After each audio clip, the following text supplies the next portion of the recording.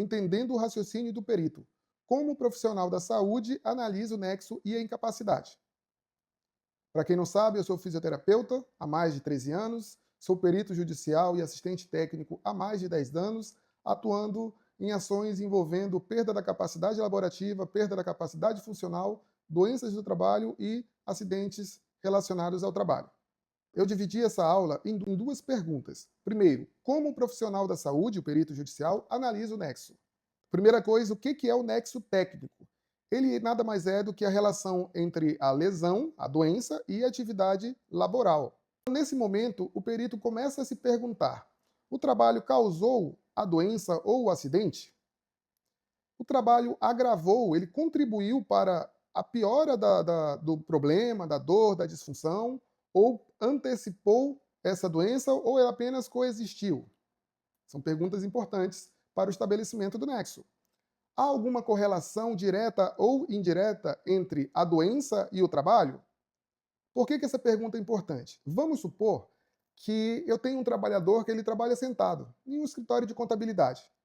Depois de algum tempo, um ano depois, 2 anos depois de contratado, ele começou a sentir dores no calcanhar e embaixo dos pés. E quando ele foi ao médico, ele foi diagnosticado com tendinopatia do calcâneo e fasciite plantar. Eu faço a pergunta para você, principalmente para você que é leigo. Trabalhar sentado gera sobrecarga para os pés? Sobrecargas físicas, mecânicas? Não. Logo, eu não consigo, não tem nem plausibilidade biológica, biomecânica, lógica para correlacionar o trabalho, a atividade que ele desenvolvia com essa doença. Por isso que essa pergunta ela é muito importante, que o perito se faça perante as suas perícias judiciais. Então nós precisamos entender o seguinte: a perícia ela é técnica.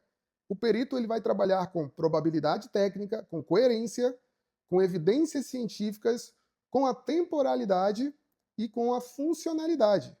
Então imagina que esse trabalho que eu citei, por algum motivo realmente essa pessoa ela também desenvolveu, ela é contadora no escritório de contabilidade grande e desenvolveu uma tendinite. Porém, ela estava trabalhando há apenas 5 meses. Tem temporalidade? 5 meses depois de trabalhar, ela começou a sentir dores no ombro. Então, eu não tenho o quesito temporalidade. Por isso que cada caso nós temos que avaliar de forma individual. Isso é muito importante. Temos também que olhar essa lógica da funcionalidade. Se a doença que essa pessoa está acometida, ela gerou alguma perda da capacidade laborativa. Porque, por exemplo, artrose. Artrose, na minha visão, nem era para ser considerada como doença, um desgaste ósseo. É aquele famoso caso, quem viver terá. Eu tenho 36 anos, eu já devo ter uma artrose aqui e outra ali. A minha mãe já passou dos 55, ela já deve ter mais artrose que eu. A minha avó tem 80, ela tem muito mais artrose que eu e a minha mãe. Então, é algo inerente ao envelhecimento, à idade. O que não é normal, logicamente, são as artroses avançadas em que a pessoa tem uma perda funcional muito grave, ela sente muitas dores, tem muitas limitações, e aí muitas vezes o caso ele é cirúrgico. O que vem a ser o nexo causal? O nexo causal nada mais é do que uma ligação direta entre a causa e o efeito, entre trabalho e a doença, a moléstia, a perda funcional. No direito e na previdência social, o nexo causal ele serve para mostrar que a ação de alguém causou um determinado resultado. E esse resultado seria o quê? Uma moléstia, uma doença, um acidente, um dano. E quais os critérios que devem ser analisados para se estabelecer o nexo causal? Eu trouxe aqui para vocês 10 critérios que eu vou tentar ser o mais breve possível. Primeiro, nós temos o critério legal. Então, nós temos uma ampla jurisprudência que fala sobre essas questões das doenças ocupacionais, de acidente de trabalho, situações que equiparam a doença a acidente de trabalho. Temos ali na Lei 8.213, de 91, no Decreto-Lei 3.048, de 99, nós já temos ali o NTEP, o Nexo Técnico Epidemiológico Previdenciário, resoluções do INSS e outras jurisprudências. Nós também podemos utilizar as normas regulamentadoras, nós também podemos utilizar publicações relevantes internacionais, como da Organização Internacional do Trabalho, da Associação Nacional de Medicina do Trabalho e outras entidades importantes, científicas, para nortear a nossa conclusão. Artigos científicos com uma boa fundamentação metodológica, ela é muito importante para que o perito utilize como base da sua conclusão, de preferência que ele cite, né, na descrição do laudo pericial, onde nós podemos encontrá-los no site da PubMed, da Cochrane, da Pedro e outras plataformas de dados científicos. O critério de intensidade e tempo de exposição. Eu, como perito judicial, eu tenho que analisar o período contratual para que eu analise de uma forma macro. O exemplo que eu citei anteriormente, a pessoa, depois de 5 meses trabalhando, digitando, começou a sentir dores no ombro. Então, não tem uma temporalidade ali que justifique isso. Não para esse tipo de atividade. Se fosse um trabalhador braçal, talvez. Depende da moléstia. Jornada diária do trabalho. Nós vamos conseguir analisar as nuances de uma forma mais minuciosa. O tempo de exposição aos riscos laborativos. A biomecânica laborativa, essa análise ela é muito importante, porque dessa forma eu vou conseguir identificar movimentos com alto potencial lesivo ou não, se há movimentos repetitivos, se a estrutura anatômica acometida ela sofria sobrecargas mecânicas, tudo isso é importante que o perito analise. Nós temos também o critério de tempo de latência, que ele é compreendido entre o intervalo do início da exposição ao sintoma, às queixas. Como eu citei no caso anterior que eu já falei para vocês. A pessoa ela foi contratada para trabalhar em um escritório de contabilidade digitando. 5 meses depois do início desse trabalho, ela começou a sentir dores no ombro. Então é um tempo muito diminuto. Né? O critério de latência ele não existe nesse caso, não o suficiente para se estabelecer um nexo causal. O perito ele deve analisar o início da exposição ao risco, né? O início do trabalho, o intervalo até o surgimento dos primeiros sintomas e o resultado dos exames complementares e dos atestados médicos e tudo mais, para ver se essa pessoa tem alguma moléstia ou não, e principalmente avaliar a capacidade funcional, porque ela pode até ter uma doença, uma tendinite, uma bursite, enfim, mas não ter perda de funcionalidade. Após determinado esse fator, se há plausibilidade técnica entre o tempo de latência e as alterações observadas, também deve ser analisada, para descartar ou para confirmar a presença do nexo causal. Critérios de condições pregressas. Então é preciso que o perito faça uma análise prévia das atividades laborativas e das condições do trabalhador antes do ingresso na empresa, principalmente na esfera trabalhista. E o início dessa doença, desses sintomas, também é essencial. Logicamente que às vezes vai ficar bem difícil analisar como que estava, né, o estado de saúde desse trabalhador anterior. Por isso que eu faço uma crítica com todas as vênias, né, aos colegas médicos, mas há necessidade na contratação de fazer uma avaliação física mais minuciosa, uma avaliação da capacidade funcional desse trabalhador, porque muitas vezes você está corroborando para a empresa, para o RH da empresa contratar um colaborador que ele já está lesionado. Mesmo que contrate, tem que ter documentado, pois lá na frente nós poderemos ter uma defesa, né, dessa empresa ou dessa pessoa que contratou, uma pessoa que já tinha uma lesão pregressa. É crucial também considerar que se o intervalo entre o trabalho anterior e o surgimento das queixas na empresa atual tem algum impacto na origem da patologia, da doença. Isso aí acaba convergindo com a questão do critério de latência. Eu já fiz muitas avaliações periciais em que a reclamada não era para ser ela, era para ser o trabalho anterior. Por quê? Porque essa pessoa tinha sido contratada há pouco tempo nesse trabalho, mesmo que fosse o trabalho idêntico ao anterior. Só que no trabalho anterior ela já tinha trabalhado por mais de 10 anos, e nesse de agora tem alguns meses apenas. Isso é muito importante que o advogado observe também, porque muitas vezes o alvo, né, dessa ação judicial está sendo um alvo equivocado. A análise da condição pregressa ela pode excluir o nexo causal ou, ao contrário, pode fortalecer essa presença do nexo causal. 6. O critério de incapacidade. A avaliação da incapacidade laborativa ela deve considerar, primeiro, o período contratual. Afastamento superior a 15 dias indica incapacidade, né? A pessoa ela foi afastada pelo INSS. Então, nós já temos aí um ponto importante. Retorno ao trabalho após o afastamento previdenciário, espera-se que a incapacidade ela era total e temporária, né, ou definitiva caso essa pessoa não conseguir retornar ao trabalho. Mas esse retorno ao trabalho após o afastamento previdenciário, espera-se que o sintoma ele amenize. Se não amenizar, pode levantar a hipótese de que não seja o trabalho que está causando esse problema. A mudança de função por risco indica uma incapacidade parcial, então, às vezes essa pessoa ela retorna ao trabalho, mas com a recomendação de que essa pessoa seja reabilitada. E eu gosto sempre de frisar o seguinte: nós temos, e aí eu falo nós peritos judiciais, que distinguir o que é incapacidade funcional e o que é incapacidade laboral. Eu posso desenvolver uma LER porque eu digito muito e os meus tendões da musculatura que se insere aqui nos punhos, no cotovelo, o meu nervo aqui, gerar uma síndrome do túnel do carpo, porque eu digito muito. Vamos supor que eu seja advogado, trabalho como auxiliar de um juiz, alguma coisa do tipo, é muita digitação. Eu me afasto do trabalho, o meu sintoma ameniza, ou passa. Mesmo que hora ou outra eu mande mensagem no WhatsApp, eu digite alguma coisa no computador, mas ao retornar ao trabalho, aquele volume demasiado, posso retornar a ter aqueles sintomas na mesma intensidade ou mais. Por quê? Porque a frequência, a intensidade do trabalho, o volume de trabalho ou da sobrecarga biomecânica pelo volume do trabalho é muito maior. E isso é muito importante para determinar e diferenciar o que é incapacidade funcional, que está mais relacionada a atividades de vida diária, da incapacidade laborativa. Isso é muito importante. Por quê? Porque quantas vezes o perito judicial avalia uma pessoa, durante ali aquele trabalho, essa pessoa ela tem ele percebeu uma perda funcional mínima ou nenhuma.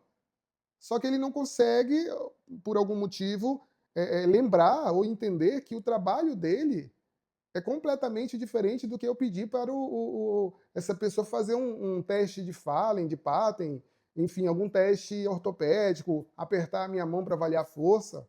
Uma coisa é a incapacidade funcional.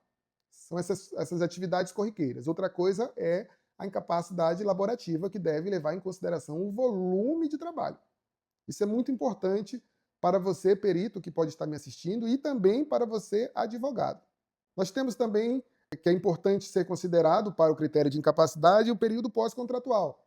Então, afastamentos previdenciários após demissão prova que a incapacidade, se houver, era uma questão de nexo temporal e relacionado ao trabalho. Intervalos longos complicam a comprovação de que a doença foi adquirida pelo emprego. A pessoa se afastou muito tempo do trabalho e, mesmo assim, ela continua com as dores. Como eu falei, uma coisa é incapacidade funcional, outra coisa é incapacidade laborativa, mas esse critério ele deve ser analisado. É importante. Sétimo critério, critério de afastamento do risco. Está relacionado até com o critério anterior. Patologias relacionadas exclusivamente ao trabalho devem, no mínimo, estagnar quando afastadas do risco. Tecidos vivos, eles têm a capacidade de se regenerar, então lesões bem tratadas, geralmente evoluem para a cura. Então, esse critério de afastamento de risco tem que ser, inclusive, analisado se essa pessoa ela procurou a cura, se ela procurou o tratamento. Que há casos que a pessoa não procura tratamento ou ela não consegue tratamento quando ela depende do SUS, devido às longas filas de espera. Avaliar também se a condição piora após o afastamento. E caso piore, isso é um indício muito forte de que não há relação com o trabalho. Isso é muito importante também. Por isso que eu deixo aqui esse asterístico, principalmente para esse último ponto. A pessoa se afastou do trabalho e o seu sintoma está piorando. Isso é um indício muito forte de que não é o trabalho que está causando isso. Salvo algumas exceções em que essa pessoa ela foi exposta por longos períodos ao trabalho, às sobrecargas e o tipo de trabalho, lógico, e aí realmente a pessoa ela entra num círculo perpétuo em que ela melhora e qualquer esforço físico agudiza o sintoma. Também tem casos de doenças que ela chega num ponto assim que ela já é incurável. Ela é apenas passiva de controle do quadro álgico. Nós temos também o oitavo critério, que é o critério de coerência clínica. O perito ele deve verificar se a doença surgiu e foi diagnosticada durante o período de exposição aos riscos laborais. Por isso que é importante uma boa avaliação admissional. O diagnóstico feito após o fim do contrato, ele geralmente não, na verdade, ele não tem um nexo temporal. A pessoa ela foi demitida, ela pediu demissão e 5 meses depois que ela foi procurar um médico. Fica complicado estabelecer um nexo da doença com o trabalho quando a pessoa só tem exames posterior ao encerramento do seu contrato de trabalho. Isso é muito importante, especialmente para da relevância da doença, principalmente as doenças osteomusculares e mentais. Imagina, a pessoa ela se afasta do trabalho e 1 ano depois ela só começa a ter uma depressão, ou uma síndrome do pânico, ou estresse pós-traumático. Fica muito complicado você conectar o trabalho com essa situação.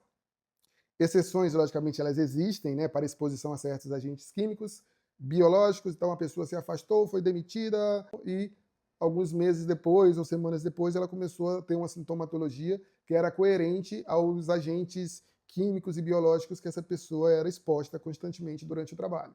Então, é uma das exceções.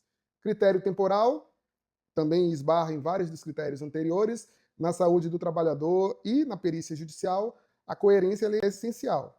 O perito ele precisa verificar se os sintomas relatados eles são coerentes com o diagnóstico. Existem casos em que os periciados eles alegam incapacidade total, inclusive nos atestados médicos, né, o médico que laudou ele apresenta essa conclusão de que a incapacidade é total, mas que não são coerentes com os tratamentos que ele vinha realizando. Então, os tratamentos realizados não tem nada a ver. A pessoa está com uma hernia de disco, mas ela só apresentou laudos fisioterapêuticos de tratamento para o membro superior. E a hérnia era na lombar. Compreende? Então, tem que ter também essa coerência. E o 10º critério, que é o de exclusão de outras causas. Primeiro de tudo, o perito ele tem que verificar se tem outras causas que podem contribuir, corroborar ou causar de um impacto mais intenso, né, digamos assim, para o surgimento dessa moléstia. E assim excluir ou não a presença do nexo causal. Lembrando que o nexo causal ele está relacionado 100% com o trabalho. O agente causador da disfunção, da doença, é o trabalho. Se nós nos depararmos com um caso de acidente típico do trabalho, a pessoa subiu numa escada para realizar uma reforma no telhado, para a empresa que ela trabalha, né, de engenharia, e caiu do telhado, se acidentou. É o famoso caso de acidente típico do trabalho. Então, nesse caso, tem a necessidade da apresentação de uma prova documental, né? Se você não tem materialização da prova, fica muito difícil para o perito judicial concluir pelo nexo causal. Quais os exemplos, né, de documentos que você, que é advogado, ou você que é o autor de uma ação judicial, ou você que é perito judicial, deve analisar? O comunicado de acidente do trabalho, esse seria o top 1, né? Só que muitas vezes, muitas empresas, elas acabam se omitindo de emitir, né, a CAT, lembrando que isso é passivo de multa, de penalidade, a omissão com dolo.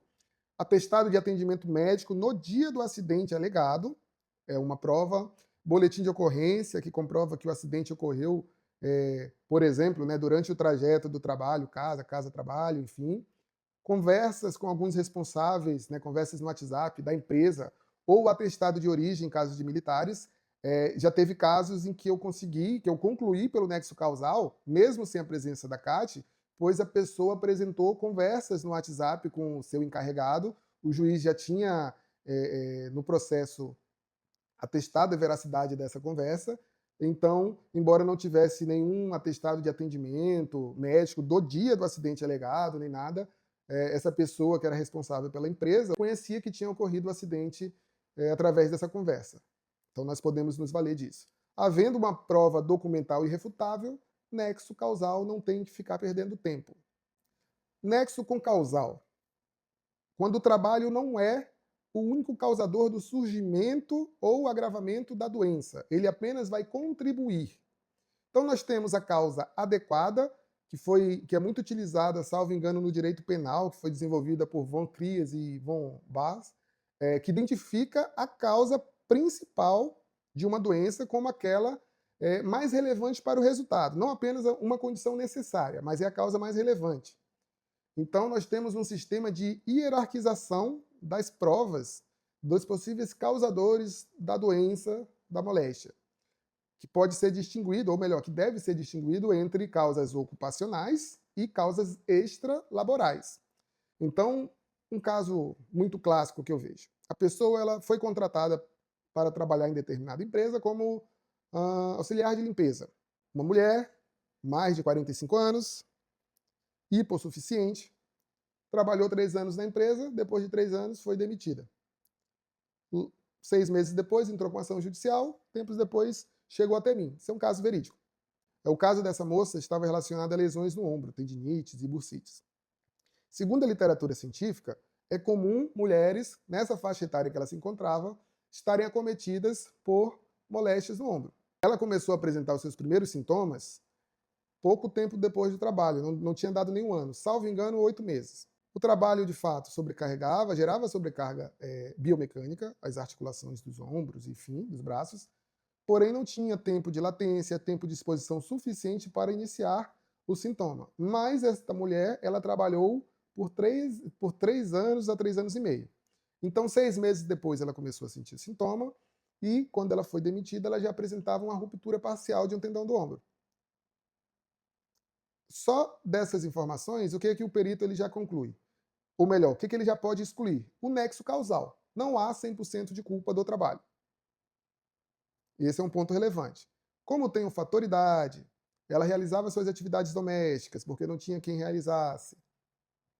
As atividades laborais na empresa não eram assim tão extenuantes, mas tinham tempo e houve uma piora comprovada dos exames de imagem. Eu concluí, na época, uma concausa de 25%. O trabalho contribuiu por 25% para o agravamento dessa doença. Lógico que eu analisei outras questões, mas é o que eu lembro nesse instante de cabeça.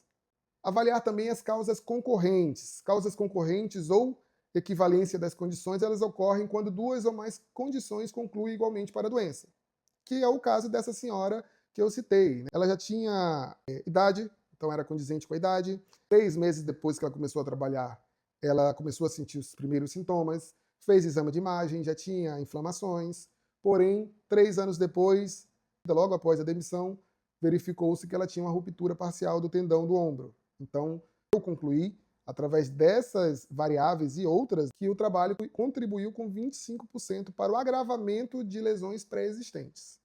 Temos também a concausa de agravamento, que ela vai ao encontro do que eu exemplifiquei.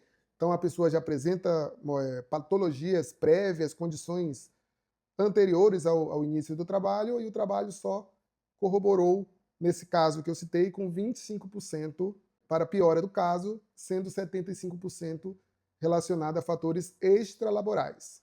Nós temos que analisar fatores biomecânicos, fatores fisiológicos, fatores cronológicos, essa questão do tempo de exposição ao trabalho, aos agentes de risco, o tempo de latência, alguns fatores que tem lá naqueles 10 critérios do nexo causal que eu citei. Para caracterizar uma concausa, um agravamento decorrente do labor, se faz necessário avaliar os fatores ocupacionais, se há presença de fatores biomecânicos que podem gerar sobrecargas, como os movimentos repetitivos, exposição a posturas antiergonômicas, até mesmo fatores estressantes do ponto de vista de saúde mental. Nós temos aí o advento, entre aspas, né, da NR1, exposição a agentes alérgenos e outros. Comprovação do agravamento, e para isso é importante que a pessoa, o autor do processo, o seu patrono, ele demonstre, ele exponha que houve uma piora, de preferência com exames e atestados médicos. Nesse caso que eu citei, em que eu atuei como perito judicial, de fato, havia exames do início da sintomatologia e haviam exames logo após a demissão. Então eu consegui, através dessa análise, ver que houve uma piora do caso. Depois disso, eu fui analisar os fatores biomecânicos, ocupacionais e tudo mais, para ver se o trabalho ele contribuiu para esse agravamento. A segunda etapa dessa conversa vem com essa seguinte pergunta, né? Como o profissional da saúde, como perito judicial, avalia a incapacidade? Nós temos diversas formas de se trabalhar isso. Alguns tipos de peritos trabalham de uma forma, outros de outra forma, mas eu gosto aqui de citar um modelo que já está mais do que defasado, que é conhecido como modelo biomédico de assistência à saúde, onde esse modelo biomédico ele está alicerçado basicamente no quê? Em fatores patoanatômicos. A pessoa está com uma hérnia de disco e a dor vem da hérnia de disco e o profissional da saúde ele não leva em consideração que essa dor, que essa hérnia de disco, ela vai causar uma dor, vai causar uma perda da capacidade laborativa, ela vai causar um impacto financeiro e, consequentemente, causar um impacto psicossocial, enfim. É um modelo defasado de enxergar a saúde e muito ruim.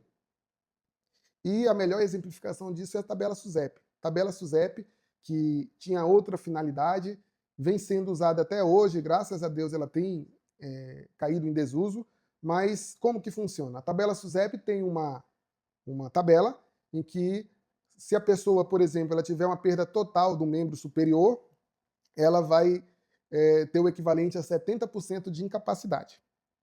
Vamos imaginar uma situação hipotética.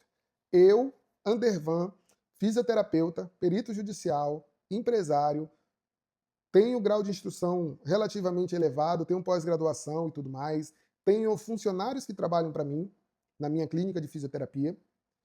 Se eu perder o meu braço, eu vou ter 70% de perda da capacidade funcional.